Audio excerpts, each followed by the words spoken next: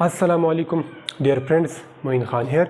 आज का जो हमारे लेक्चर है वो है माइटोसिस फेज़ या फेजेस। ठीक है, मतलब इसमें हम जितने भी फेजेस आते हैं माइटोसिस के वो पढ़ेंगे कि एक सेल जब माइटोसिस के प्रोसेस में एंटर हो जाता है या माइटोसिस के प्रोसेस से गुज़रता है तो उसमें क्या चेंजेस आते हैं, कौन से फेजेस आते हैं और उन फेजेस से गुज़र के एक सेल किस तरह से डिवाइड होता है वो पढ़ेंगे। जिस तरह से हमने पिछले लेक्चर में माइटोसिस की इंट्रोडक्शन की थी, उसके बाद हम माइटोसिस के फेजेस पढ़ेंगे। पूरे 4 फेजेस हैं, एक प्रोफेज़ है, दूसरा मीटाफेज़ है, तीसरा एनाफेज़ है और चौथा टेलोफेज़ है।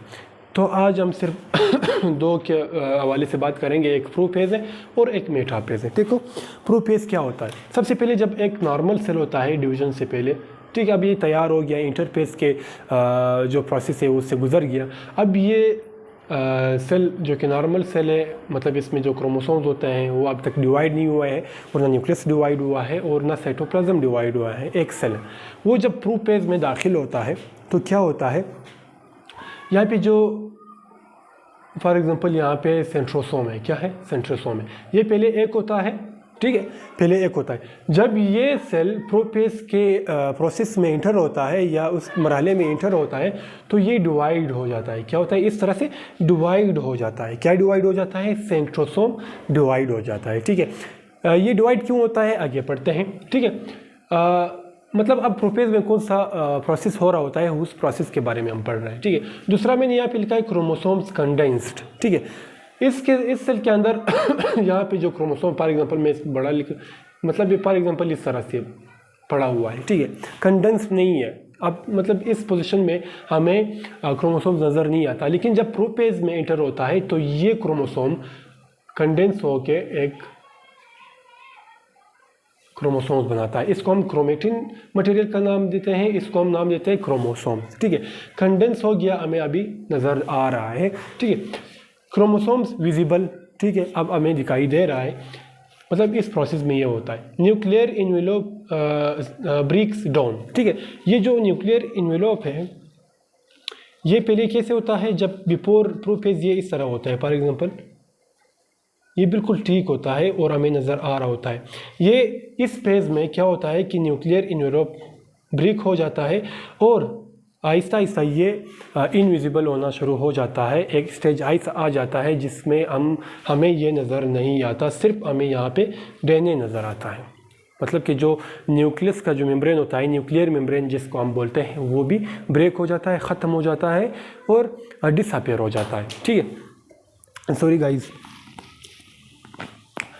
अच्छा, मैंने चौथा लिखा है spindle fibre emerge from centrosome. जो सेंट्रोसोम, देखो यहाँ पे सेंट्रोसोम एक था, जब प्रोफेज़ के मरहले में ये दाखिल हुआ तो ये दरमियान में ब्रेक हुआ, 2 में डिवाइड हो गया। तो जब 2 में डिवाइड होता है तो ऐसे इस तरह से ऊपर साइडों पे आ जाता है। ये देखो इन सेंट्रोसोम ने इधर आना है। ठीक है, फिलहाल प्रोफेज़ में ये यहाँ तक आ जाते हैं और यहाँ पे जो मैंने इधर इस तरह से ब्रांचेस निकाले हैं ये क्या होता है, स्पिंडल फाइबर्स हैं। ठीक है, स्पिंडल फाइबर्स का क्या काम होता है वो हम मेटाफेज़ में पढ़ेंगे। ठीक है, प्रोफेज़ में क्या होता है, एक नॉर्मल सेल आता है, सेंट्रोसोम डिवाइड हो जाता है। ठीक है, क्रोमोसोम्स पहले क्रोमेटिन मटेरियल था वो कंडेंस हो के क्रोमोसोम्स बनाता है और पहले हमें मतलब प्रोफेज़ में एंटर होने से पहले एक सेल के अंदर, एक न्यूक्लियस के अंदर हमें डीएनए और क्रोमोसोम्स नज़र नहीं आ रहे थे। तो इस प्रोफेज़ में क्या होता है कि इस मरहले में क्या होता है कि एक क्रोमेटिन मटेरियल क्रोमोसोम्स में चेंज हो जाता है और वो हमें दिखाई देता है क्रोमोसोम्स विजिबल। और जो न्यूक्लियर इन्वेलोप है, मतलब न्यूक्लियस का जो मेम्ब्रेन है वो ब्रेक हो जाता है, इनविजिबल हो जाता है, डिसअपेयर हो जाता है। Spindle fibre emerge from centrosome. और इस फेज में क्या होता है कि जो सेंट्रोसोम डिवाइड हुए थे उससे क्या निकल आते हैं, सेंट्रोसोम, मतलब उनसे स्पिंडल फाइबर इमर्ज हो जाता है, अराइज हो जाता है, जिसका काम मेटाफेज़ में हम पढ़ेंगे। अच्छा, अब जाते हैं दूसरे मरहले की तरफ। ठीक है, सेल यहाँ से गुजर गया, यहाँ आ गया। ठीक है, अब आपको नज़र आता होगा कि ये जो सेल और इस सेल में बहुत सारा फ़र्क है। ठीक है, बहुत ज़्यादा फ़र्क है।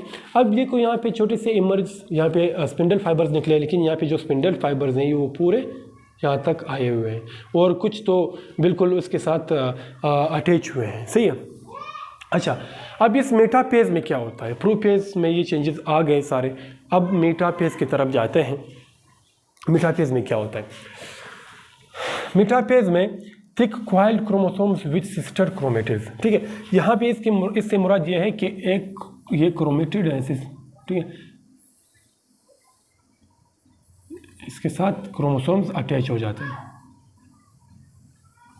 ठीक है, जिस तरह से मैंने यहाँ पे ड्रा किया हुआ है। देखो इसको बोलते हैं फॉर एग्जांपल, ये जो दरमियान में एक स्ट्रक्चर मौजूद है इसको बोलते हैं क्रोमेटिड्स, इसको बोलते हैं क्रोमोसोम्स, ठीक है। अभी दो मतलब यहाँ पे एक क्रोमोसोम ये है, ये एक ये है, ठीक है। पेयर ऑफ क्रोमोसोम्स एक साथ अटैच है किस चीज़ की मदद से? क्रोमेटिड्स की मदद से। अब क्या होता है, स्पिंडल फाइबर फुली फॉर्म्ड, यहाँ पे जो स्पिंडल फाइबर थी इस पेज में ये बिल्कुल आधे हैं, बिल्कुल मतलब छोटे से छोटे मतलब अराइज हुए हैं, बिल्कुल यहाँ पे इसका जो लेंथ है या इसकी जो लंबाई है वो बिल्कुल छोटा है। लेकिन यहाँ पे देखो स्पिंडल फाइबर फुली फॉर्म्ड, यहाँ पे जो स्पिंडल फाइबर यहाँ सेंट्रोसोम से निकल आते हैं, ठीक है। स्पिंडल फाइबर मैं नाम लिख देता हूँ, स्पिंडल फाइबर, ये पूरा डेवलप हो जाता है, पूरे बन जाता है, ठीक है। मेटाफेज में क्या होता है कि जो स्पिंडल फाइबर थे यहाँ पे छोटे थे, यहाँ पे फुली फॉर्म्ड हो जाता है, सही है। तीसरा है chromosomes are lined up at metaphase plate, यहाँ पे जो पेज है फॉर एग्जांपल मैं यहाँ पे, ठीक है, ये एक फेज मेटाफेज प्लेट इसको बोलते हैं। और ये जो क्रोमोसोम्स होते हैं यहाँ पे देखो इसी तरह से मतलब एक ऑर्डिनरी तरतीब में नहीं, यहाँ पे इसका स्ट्रक्चर नहीं बना हुआ है, लेकिन यहाँ पे आप देख रहे हैं कि स्ट्रक्चर बिल्कुल एक ही लाइन में लगे हुए हैं। इस पोजीशन को बोलते हैं, या जिस पोजीशन में ये क्रोमोसोम्स एक के साथ यहाँ पे लगे हुए हैं उसको बोलते हैं मेटाफेज प्लेट, ठीक है। समझ आ गई बात। देखो मेटाफेज में क्या होता है, सबसे ब्रीफली मैं आपको रिवाइज करके देता हूँ कि यहाँ पे जो क्रोमोसोम्स है वो तो क्वाइल्ड पहले से भी हो चुके थे और भी हो जाते हैं, एक इस तरह का स्ट्रक्चर बना लेते हैं। स्पिंडल फाइबर फुली फॉर्म्ड, यहाँ पे जो स्पिंडल फाइबर्स छोटे थे इस फेज में क्या होता है कि ये फुली डेवलप्ड हो जाते हैं। और ख़ास बात यहाँ पे ये देखो सेंट्रोसोम जो कि बिल्कुल ऊपर नज़दीक पड़े हुए हैं, लेकिन यहाँ पे ये बिल्कुल साइड्स फूल्स में आ गए हैं, ठीक है, ये मेटाफेज में हो जाता है। Chromosomes are lined up at metaphase plate, और जो क्रोमोसोम्स है एक लाइन में आ जाते हैं, जिस लाइन में आ जाते हैं उसको बोलते हैं मेटाफेज प्लेट, ठीक है। और यहाँ पे एक और बात, जो यहाँ पे स्पिंडल फाइबर्स आए हैं ये क्रोमेटिड के साथ अटैच हो जाते हैं। क्या हो जाते हैं? अटैच हो जाते हैं।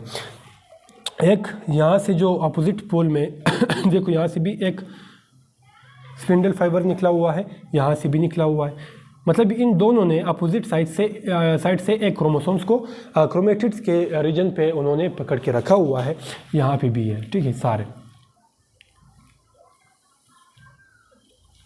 ठीक है।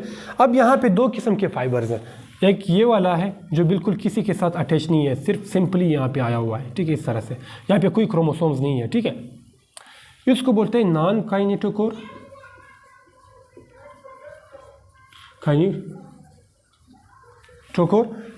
और इसको बोलते हैं जो स्पिंडल फाइबर्स अटैच हैं क्रोमोसोम्स के साथ उनको बोलते हैं काइनेटोकोर,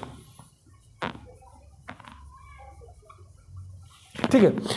जो स्पिंडल फाइबर्स अपोजिट साइड से क्रोमोसोम्स के साथ अटैच हैं उनको बोलते हैं काइनेटोकोर, और जो अटैच नहीं है, जो ऊपर वाले हैं ना, अगर इधर दो आए थे, अगर कभी आप लोग देख लेंगे किसी स्ट्रक्चर्स में, बुक्स में, तो आपने कंफ्यूज नहीं होना है, एक आया था, दो आए थे, जो क्रोमोसोम्स के साथ अटैच ना हो उसको बोलते हैं नॉन काइनेटोकोर फाइबर्स, ठीक है। देखो आज का जो हमारा लेक्चर था वो फेजेस के हवाले से हैं। माइटोसिस के कुल 4 फेजेस हैं, मेटाफेज, एनाफेज, सबसे पहले प्रोफेज है, मेटाफेज है, एनाफेज है, एंड टेलोफेज है। प्रोफेज और मेटाफेज तो आज हमने पढ़ लिया कि प्रोफेज में क्या चेंजेस आते हैं और मेटाफेज में क्या चेंजेस आ रहे हैं, और नेक्स्ट लेक्चर में हम पढ़ेंगे कि एनाफेज और टेलोफेज में क्या होता है, ठीक है। इस स्टेज के बाद फिर क्या होता है, एनाफेज आता है, एनाफेज के बाद जब टेलोफेज हो जाता है तो एक सेल 2 में डिवाइड हो जाता है, और उसमें जो क्रोमोसोम्स नंबर होता है वो सेम रहते हैं डॉटर सेल्स में, सी ये अब तक ये सारे पेरेंट सेल में हो रहा होता है, ये एक सेल होता है, अब ये कोशिश कर रहा है कि ख़ुद को डिवाइड कर सकें, ठीक है। प्रोफेज में क्या होता है, सेंट्रोसोम डिवाइड हो जाते हैं, chromosomes, condensed chromosomes, visible, nuclear, envelope, breaks down, spindle fibre emerge from centrosome, ठीक है। इसमें क्या होता है, thick coiled chromosomes with sister chromatid spindle fibres fully formed chromosomes are lined up with at metaphase plate. ठीक है, इस तरह का स्ट्रक्चर आते हैं। देखो अब प्रोपेज के स्ट्रक्चर को देखें और मेटापेज के स्ट्रक्चर को देखें, बहुत मतलब ज़्यादा फ़र्क नज़र आ रहा है। तो कल हम इंशाल्लाह नेक्स्ट पेज की तरफ जाएंगे नेक्स्ट लेक्चर में नेक्स्ट पेज की तरफ जाएंगे। फ़िलहाल इजाज़त दें, अस्सलाम वालेकुम।